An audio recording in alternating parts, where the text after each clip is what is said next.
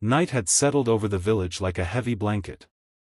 The wind rustled through the dry leaves, carrying with it a loneliness that seemed to echo through every corner of the small settlement. In front of a worn mud house, an old woman sat wrapped in a thin shawl. Her hands were frail, her eyes dim with years of hardship. Her name was Grandma Shanti. Life had taken a lot from her. Her husband had passed away many years ago, and her 2 sons had left for the city in search of work, sending letters at first, then sending them less, and eventually, not at all. The silence of the house became her daily companion. She had no one to talk to, no one to sit beside her during meals. Only a faded rosary and an old Bible lay beside her, her last companions, her last hope. That cold night, she held the rosary close to her chest and whispered with a trembling voice. Jesus, my Lord, I am alone. I have no one left. Please guide me, show me a path, hold my hand, I am tired. Tears rolled down her wrinkled cheeks. The wind brushed past as if gently wiping them away. She looked up at the sky. The moon was half hidden behind clouds, just like her life, where light was present but distant, weak. Still, a small flame of faith flickered inside her. Every morning.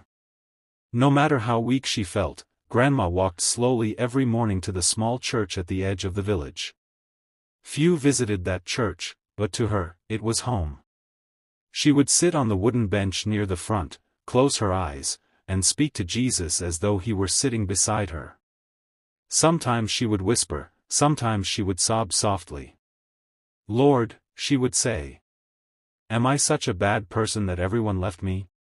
Why am I alone? No voice answered, but deep inside she believed, Jesus was listening. Days passed. Winter grew colder. Her body weaker. One night, hunger clawed through her stomach, and fever burned within her. She had no money for medicine, no food to ease her pain. She lay curled on her thin bed, clutching her Bible, crying silently. If it is your will, she whispered in the dark. Take me to you. But if there is still life left for me, then show me the way. As she drifted into sleep, she saw a dream. A bright light, warm and beautiful. And a gentle voice. I am with you. Tomorrow, a light will come. She woke up sweating. Was it a dream? Or a message? She didn't know. But for the first time in months, her heart felt a tiny spark of hope. The next morning. When she reached the church the next day, she noticed a small girl sitting on the same bench where Shanti usually prayed. The little one looked around 10, holding a bunch of wildflowers.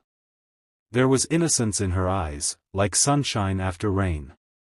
Grandma slowly approached, and asked softly. Child, whom are you waiting for? The girl smiled brightly and said. Jesus. My mother says speaking to him makes the heart feel lighter. Something inside Grandma softened. After a few moments of silence, the girl looked at her tenderly. Grandma, are you alone? The question hit her like an arrow. Her throat tightened. She nodded quietly, fighting tears. Without hesitation, the little girl reached out and held Shanti's hand. Come with me. No one should be alone. Those words broke the wall around Grandma's heart. No one had held her hand in years. She followed the child to a small house nearby. It was humble, mud walls, a tiny kitchen, but filled with warmth. The girl's mother greeted her with kind eyes and said, Please come in, Ma. We don't have much, but whatever we have, is yours as well. She served hot bread and lentils. As Grandma took the first bite, tears streamed down her face. It wasn't just food, it was love. Something she thought she lost forever. The woman gently touched her head. Jesus must have sent you to us, she said. Or maybe he sent us to you. That night, Shanti couldn't sleep. But for the first time, she stayed awake with comfort instead of sorrow. She sat near the window, looking at the sky. The moon was shining brightly now, no clouds hiding it. Grandma held her rosary and whispered, "Thank you, Jesus. You heard me. You gave me a home again." Days turned to weeks. Grandma started living with them. She helped the mother cook, told stories to the little girl, taught her songs and prayers. Slowly, her smile returned. The emptiness of her house was gone, not because walls changed, but because her heart found warmth again. One Sunday at church, during prayer, Grandma stood up. Her voice was calm, but full of emotion. "I once thought loneliness was the end of my life. But Jesus showed me it was the beginning of something new." People listened silently. "When we feel abandoned," she continued, "God is not sending us away. He is guiding us, to new people, new love, new purpose." Tears glimmered in many eyes. Grandma looked at the girl holding her hand and smiled. "My answer came not as money or miracles, but as a child with flowers in her hands." That night, she returned home, held her rosary, and prayed, not with tears of pain, but with tears of gratitude. "Jesus, I am no longer alone.